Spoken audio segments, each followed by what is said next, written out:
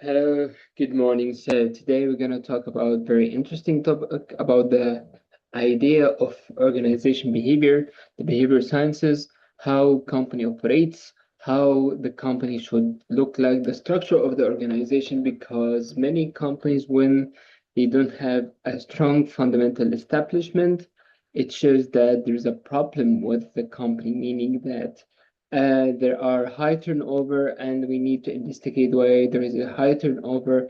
We need to understand how a good organization functions. So, in order to understand the characteristics, the key parts of the companies, we need to understand its structures. So, in the beginning here, what we're going to cover is the behavior framework, what's seen, what's not seen, what the manager predicts and respond, the organization model, how it looks like, the individual, group, and organization, the manager toolkit, the human capital, HR, and the people process, and fit culture and turnover.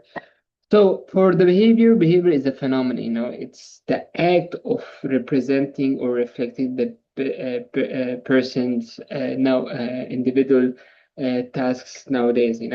So what is unseen, what's seen? So what's seen is the behavior itself, that what we observe, what we receive as a perception. Once it's seen, it can be assessed, rewarded, or corrected.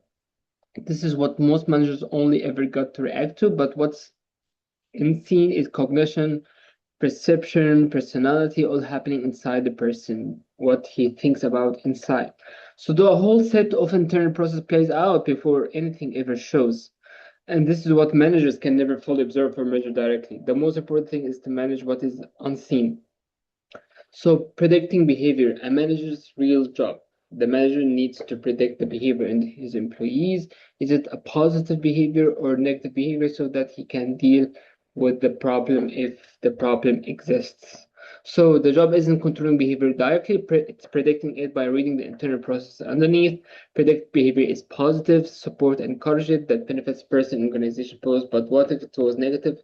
You have to change it, usually by shifting person's attitude first. There might be rotations, webinars, things that will enhance the employees' behavior. Prediction runs on how attitude forms, how perception works, how learning happens, what motivates someone. When I used to work in a bank, which is worldly recognized. They give us work ethics, understanding how a man should behave and react with his coworkers. I will never be 100% able to predict behavior correctly, because at the end of the day, it's a human thing. So the organization model had the organization behavior model had three levels. So beginning with the individual, which contain perception, personality, motivation, learning, ethics, while group level are communication, leadership, conflict, power, rules. By the end, we have an organization system level, which is the culture as a bigger figure, and culture, structure, HR policies. By the end, we have the dependent, which is the human output. So when these processes are implemented, so the human should have productivity, turnover, market share, and stock prices. For example, we have salary. The higher salary, the motivation will be affected by. Um, and here is the organization model. We have the independent and the dependent variables, the independent such as the individual level. We have the group level, we have the organization systems level, and we have the dependent variables, which are biographics, personality, emotions, perception, motivation, values, attitudes, ability, individual learning, individual decision making, and human input. And we also have all these types, changes and stress as group level, leadership and trust, group structure, work teams, conflict, power and partition, or politics, group decision making, communication. Then at the end, we have the human resources, policies and practices, organizational structure and design, organizational culture. So at individual level perspective of the level analysis, we have six types. We have the cognition, it's the mental process behind knowledge, memory, and problem solving. So we must have all these type of skills. We have the corporate behavior actions that support teamwork towards shared goals. Creativity, generating novel, useful ideas. Divide behavior, action that breaks norms and can harm the organization, ethics, the principle guiding sound behavior at work. By the end, we have learning, acquiring new knowledge or skills. So, class also stressed attitude, motivation, perception, personality, and past performance. Miss these, and you'll never succeed as a manager. So, the manager must have good understanding of personality, past performance, motivation, perception, attitude.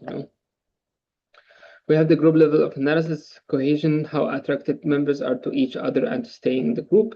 Conflict, disagreement, or tension between members, constructive or destructive. Interpersonal communication, the exchange of information and ideas needed for collaboration. Leadership, the ability to influence, motivate, and guide a group toward its goal. We have group level analysis, networks, power rules. The first one, connection between individuals and groups that move information and resources. Power, the capacity of a person or group to influence others' behavior and outcomes. We have rules, the expected behaviors and responsible assigned within a group. And also the organization level of analysis, beginning with change. So organization must adapt to internal and external shifts, because the external shifts talks about what's surrounding that happening. If the company does not adapt these changes, that might lead to bankruptcy. In addition, cooperation and conflict at the organization level. We have culture diversity, external environmental process, culture, structure, technology. So organization behavior means how the organization behaves. That's shaped by how individuals behave, how groups behave, and how the organization itself behaves. So what makes a skilled manager? We have technical, we have human, we have conceptual, political, we have job-specific expertise, know how to the work itself. Human, the ability to work with, read, and motivate people. Conceptual, seeing the organization as a whole system, not just its parts. We have at the end political, skilled at negotiation, takes initiative whenever resources are being divided. See the whole system from above. Drop in, take what you need, pull back out before you become part of what you're trying to see as helicopter view. So we need to rise above as bigger picture, bigger approach to understand the day-to-day, see the whole system at once. Drop in, gather exactly what's needed, then pull back out with the full picture. The risks get to embedded in the system, and outside the vantage point disappears. And lastly, it matters more the higher up the management hierarchy you go. So the main idea of the power and citizenships and groups, as a manager, we need to understand how the company operates, and if there is a problem, they need to see the bigger picture. So basically, in power, we have three types. We have the position legitimate power, authority that comes from the formal rule itself by the top manager. Reward power, ability to grant things people value, because I have done something, I achieved something for a company, I increase the revenue, so I get the respect, I get the responsibility, the power, so I make decisions. Expert power, influence drawn from experience and know-how.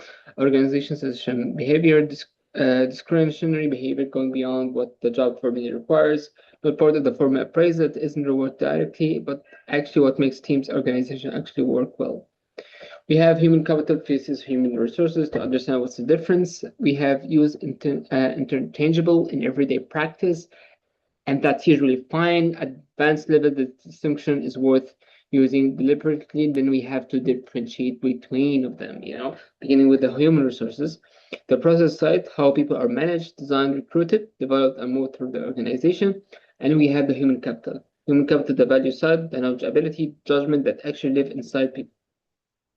So where each kind of capital sits, we have the traditional tangible capital, owned and controlled by the organization equipment, facilitate physical systems, organization built it and directs it fully.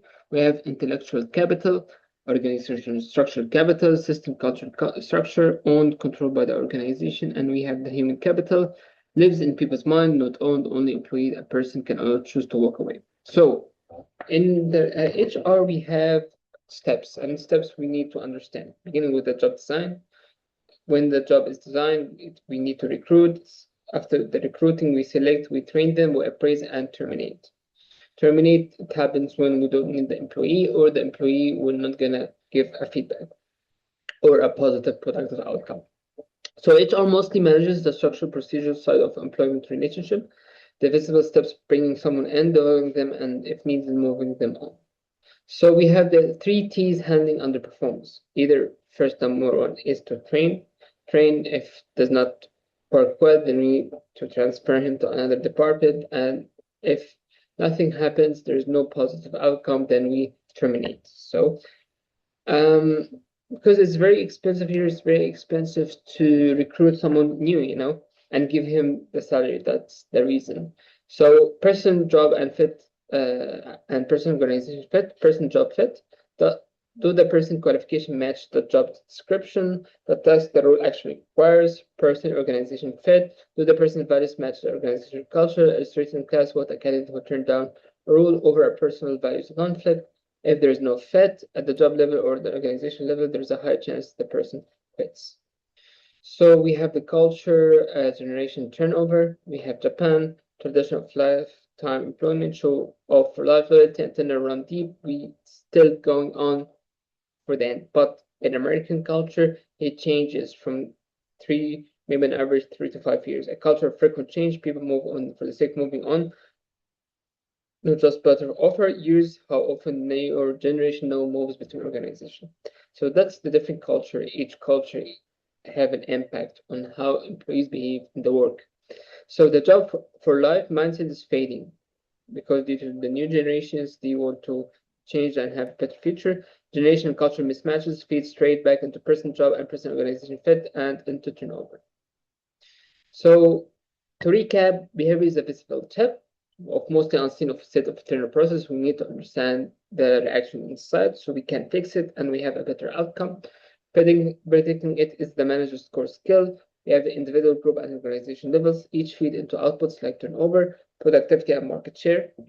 We have good managers combine technical human conception and negotiation skill. Conception is the helicopter view. We have the power culture and citizen behavior shape what happens inside the group, often invisible. Human capital is not equal to human resources, even used intangible, because when things getting bigger, it's not doesn't become equal anymore. And HR is a full people life cycle. Finally, fit, person, job, and person organization is the strongest lever against turnover. So thank you so much. As we understood that organizations have structures, we have the individual, the group, as bigger picture organization, and each company needs to set a correct training skills to avoid any termination and to let employees understand their responsibility towards the company and what the company should do and what the manager should understand what he should do, how he motivates and lead the people. And that's it for today. Thank you so much.